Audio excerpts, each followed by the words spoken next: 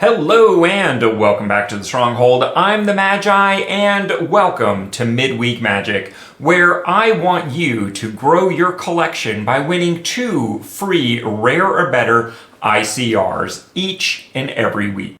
This week's Midweek Magic is Bloomburrow Constructed, so we're going to talk about strategies and tips to build a deck using only cards from Bloomburrow, with the goals of having as much fun as possible while minimizing the resources that we have to expend.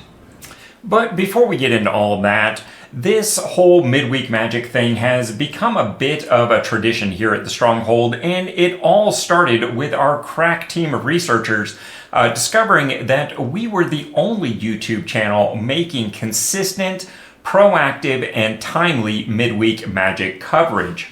And here we are years later, and it appears that we're still the only ones out there doing it for the budget community. So be sure to subscribe to the Planeswalker Stronghold so that we can be here for you every chance we get. Now, what were we talking about? Oh yeah, right. So right up front in the broad strokes, Bloomburrow looks to be a fun, theme-first sort of set, and well, it's pretty well put together. I think a person can have a lot of fun with any of these 10 pre-made, pre-loaded archetypes. However, some of them are going to be more efficient converting to constructed than others. For instance, the enemy color pairs, those that cross the circle on the back of your Magic card, are supported directly by specific packs in the jump-in experience. So things like Batfolk, otters, squirrels, mice, and frogs are all going to be a little bit easier when you utilize those jump-in packs to give you a head start. And of course, some of these 2-color archetype combinations are going to have, well, a better chance at constructed viability and success. Wizards of the Coast will very often put forth the idea that opening packs is one of the most fun things that you can do in Magic. And, well, maybe they're right for some folks. And while opening 10 to 12 packs of a new set theoretically allows you to get to that 35, 36 playable cards in any 2-color combination, the fact that you had no selection in those cards makes it very unlikely that you have even a reasonably playable deck in most 2-color combinations. And of course, that number is going to be affected if you have multicolored gold cards. The needed number of packs is going to go up, as more of your cards are going to require specific multicolor combinations. On the other hand, the more a set leans into colorless cards or hybrid mana cost, that number will drift down just slightly. But the issue of selection remains a negative factor. Limited, on the other hand, really increases your card selection and lowers the cost of having a viable, playable deck. For instance, if you do a single draft event and a aligned single jump-in event, you're going to have a reasonably playable deck that, well, the cards will tend to mesh together pretty well. Further down the road, if you do 3 draft events, you probably have a pretty solid budget deck.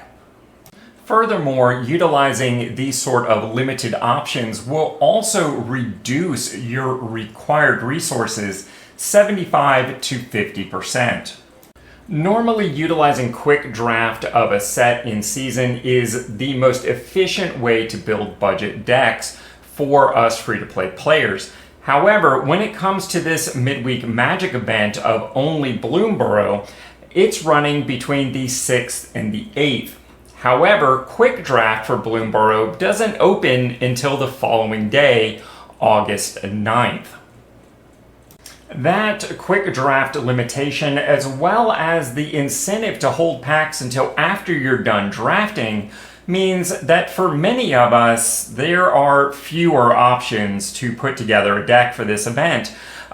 For those that have been following the plan for a little while, you probably have a Premier Draft token available to you. That, along with a similarly themed single jump-in pack, will get you where you need to be. However, if you are really brand new, your best bet is going to be 3 jump-in packs that align in color. And that's going to be the focus of the remainder of this video. Now, like I said earlier, I think all of the 2-color archetype pairs look fun. And as long as you have enough appropriately colored playable cards, it will get you through this midweek Magic event. But if you're looking to leverage this into a more viable, long-term constructed deck, I highly recommend starting with a base of either the red-white mice or the black-white bats. From there, you can supplement those bases with the color-appropriate options from lizards, rabbits, or rats. And while these packets don't contribute directly with the synergy of their various bases, they will all contribute to strong potential constructed options. The final jump-in combination that I wanted to highlight for today's event was taking the color fixing from Exploring and pairing that with a Squirrels packet and a Threshold packet.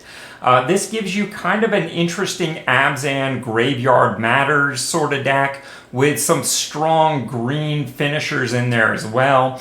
And I think this has some solid potential. Whether it's long-term viable or not remains to be seen.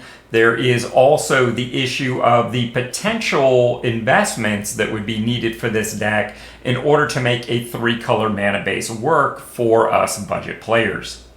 Another quick tip, regardless of which direction you end up in this jump-in themed construction idea, 3-Tree Mascot is a colorless creature with Changeling that also offers some limited amount of mana color fixing.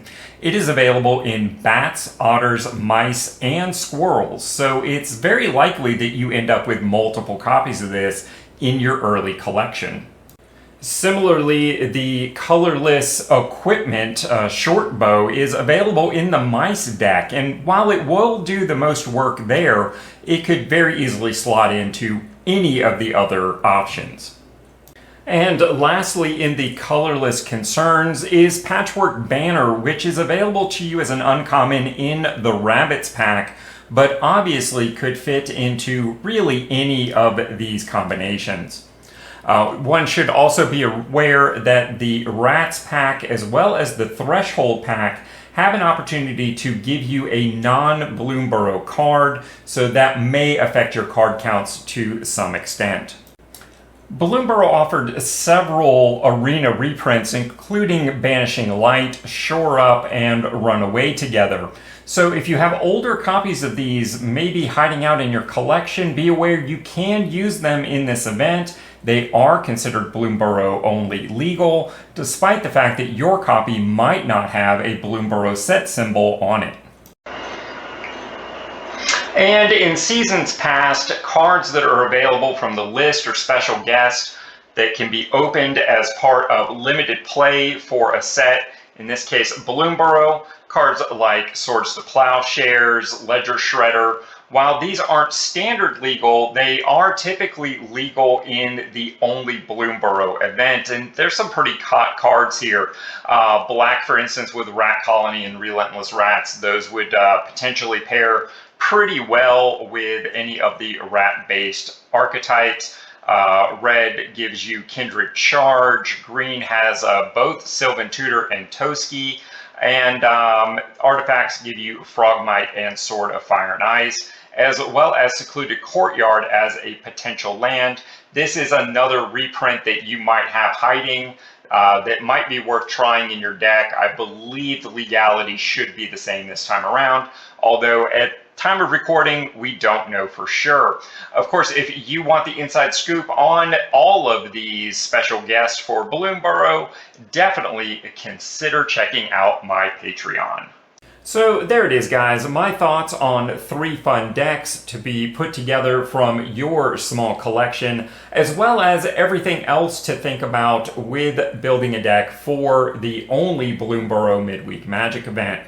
Let me know what you're thinking. Drop down in the comments below. What did you build? What did you find was fun, or perhaps not?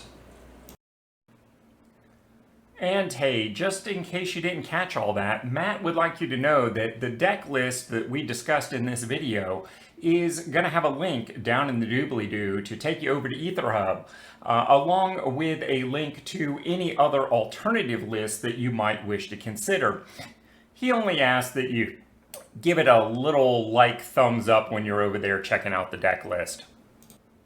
And I plan on live playing this event on Wednesday at 11 a.m. over on my Twitch channel. So definitely stop in and check it out.